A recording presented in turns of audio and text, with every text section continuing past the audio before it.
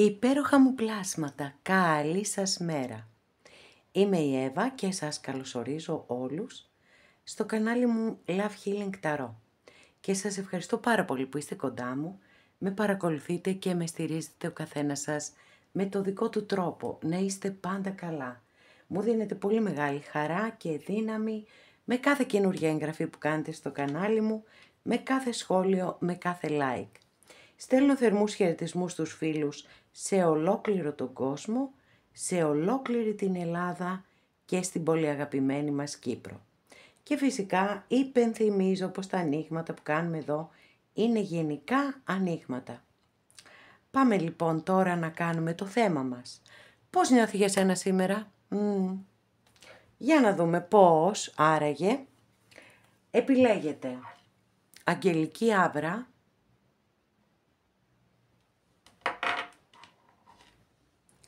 Λάπις Λάζουλη και Χρυσοπράσιος. Για να δούμε λοιπόν τι θα δούμε.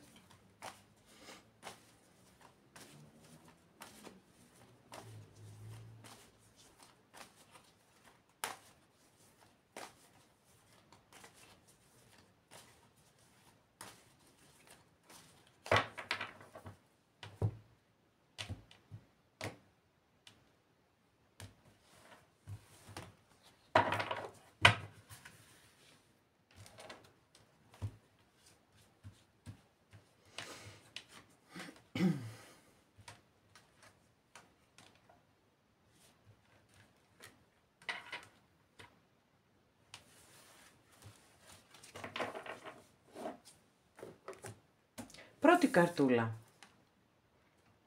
Μάλιστα, αυστηρά τα πράγματα είναι εδώ, παιδιά.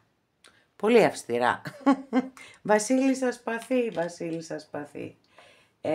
Αστρολογική αντιστοιχεία με το ζώδιο του Ζυγού. Είναι η βασίλισσα της ψυχρής αλήθειας. Αυτή η βασίλισσα έχει ταυτιστεί με την εντιμότητα, με την ηθική, τη δικαιοσύνη και την αλήθεια. Και βέβαια οι αξίες της είναι πάρα πολύ υψηλά. Δεν κάνει εκπτώσεις σε τίποτα και αναφέρεται βεβαίως πάρα πολλές φορές, όπως όλα τα σπαθιά, σε ξεκαθαρίσματα. Είτε εσείς θέλετε να ξεκαθαρίσετε την κατάσταση, είτε η άλλη πλευρά θέλει να ξεκαθαρίσει την κατάσταση, ή αν έχετε χωρίσει, είναι πολύ πιθανό να παραμένει εκεί πιστά και σταθερά ο άνθρωπος για τον οποίο έχετε ρωτήσει ότι αυτή είναι μία τελειωμένη υπόθεση και παραμένει εκεί, στο ότι έχετε χωρίσει. Η βασίλισσα λοιπόν αυτή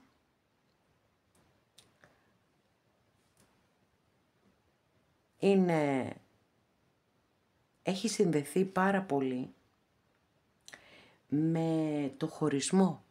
Ακριβώς εξαιτίας όλων αυτών των ενεργειών που έχει και βεβαίως μπορεί να αναφέρεται στην ανάγκη καλύτερης επικοινωνίας, δηλαδή να δίνει κάποιες ενδείξεις για το λόγο που μπορεί να οδηγηθήκατε στο χωρισμό με το συγκεκριμένο άνθρωπο. Ότι δεν υπήρχε μια πολύ καλή επικοινωνία, μια ξεκάθαρη επικοινωνία ανάμεσά σας. Και όλο αυτό μπορεί να δημιουργήσει παρεξηγήσεις, γιατί συμβαίνουν αυτά έτσι όταν δεν έχουμε το θάρρος, την άνεση να μιλήσουμε με τον σύντροφό μας με ειλικρίνεια Και πολλές φορές αυτό υποδεικνύει κιόλας η κάρτα, ότι αν έχει υπάρξει ένα τέτοιο θέμα επικοινωνιακό μεταξύ σας, μπορεί η κάρτα να λέει ότι ίσως έπρεπε να μοιραστείτε τα αληθινά σας συναισθήματα χωρίς φόβο. Γιατί δεν ολοκληρώθηκε, μάλλον δεν δόθηκε στη σχέση σας η δυνατότητα να ολοκληρωθεί έτσι όπως θα μπορούσε να ολοκληρωθεί. Δεν έχω να πω κάτι άλλο πάνω σε αυτό, γιατί όπως σας είπα και από την αρχή είναι η βασίλισσα της ψυχρής αλήθειας και συνήθως δείχνει την τάση ενός ανθρώπου να σταματήσει μία ομιχλώδη κατάσταση ή αυτό που λέμε να μας κατεβάσει από το ροζ συννεφάκι μας και να μας προσγειώσει στην πραγματικότητα, όσο σκληρή και όσο δύσκολη κι αν είναι αυτή η πραγματικότητα. Οπότε εδώ είναι πολύ πιθανό να υπήρξε ανάμεσά σας ένα επικοινωνιακό θέμα, το οποίο ίσως, αν δεν έχετε χωρίσει, αλλά αν νιώθετε ότι κάτι συμβαίνει, κάτι δεν πάει καλά, για δοκιμάστε αυτό. Για δοκιμάστε να επικοινωνήσετε την αλήθεια σας. Δεύτερη καρτούλα. Τι έγινε πάλι τώρα? Από σπαθιά σε σπαθιά θα πηγαίνουμε? Μάλιστα. 9 σπαθί έχουμε εδώ και το 9 σπαθί είναι μία κάρτα η οποία έχει συνδεθεί πάρα πολύ με τους εφιάλτες, με τις άγρυπνες νύχτες, με φόβους, με αγωνίες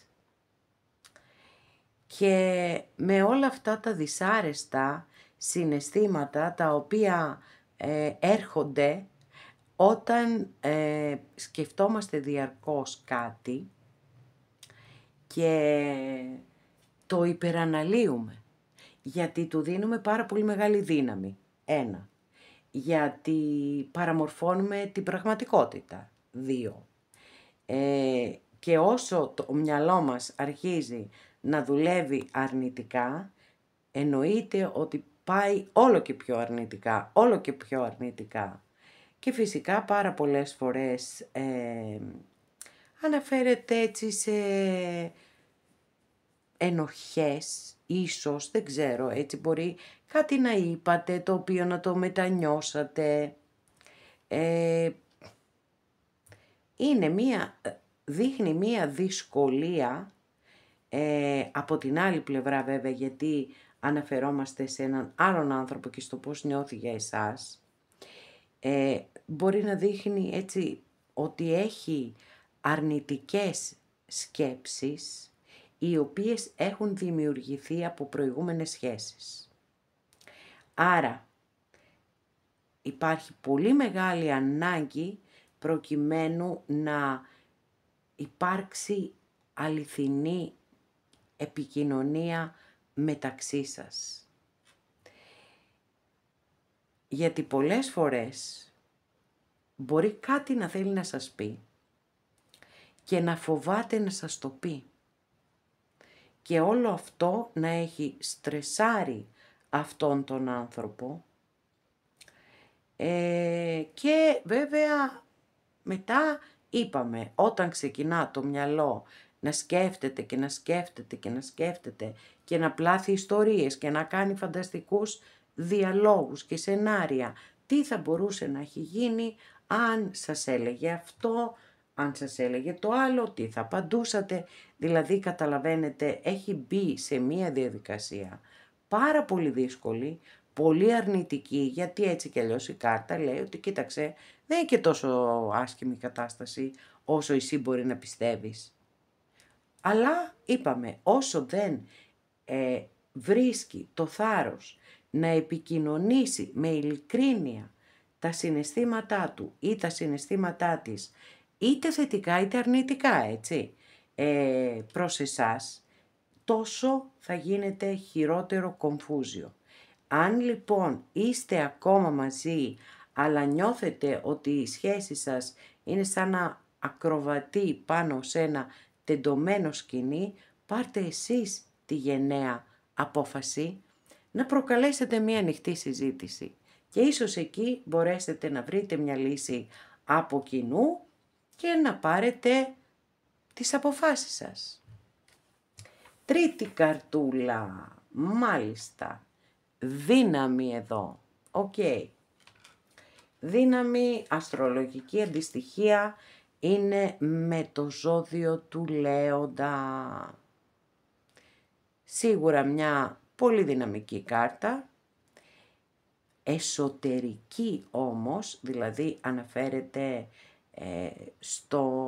στην εσωτερική μας δύναμη, που είναι η δύναμη του να μπορούμε να αναγνωρίσουμε τους φόβους μας, τις αδυναμίες μας, τα πάθη μας και να κυριαρχήσουμε εμείς σε αυτά και όχι αυτά σε μας. Γιατί αυτή είναι η πραγματική δύναμη ενός ανθρώπου, καθώς επίσης βεβαίως και η δύναμη της υπομονής και της αναμονής. Γιατί όποιος έχει της υπομονής και της επιμονής, όποιος έχει τη δύναμη αυτή να μην βιάζεται και να έχει υπομονή και επιμονή, πραγματικά μπορεί να πετύχει πάρα πολλά σημαντικά στη ζωή του.